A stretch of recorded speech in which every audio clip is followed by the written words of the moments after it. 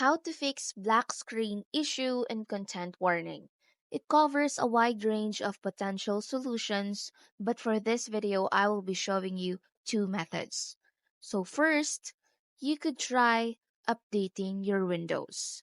Click on Check for Updates and download any available updates.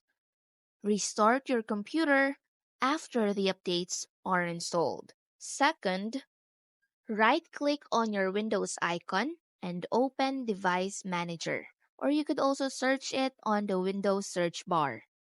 Expand Display Adapters and right-click on your graphics card. Select Update Driver and choose Search automatically for drivers. If this doesn't resolve the issue, manually download the latest driver from your graphics card manufacturer's website. After installing the driver, restart your computer and try launching the game again.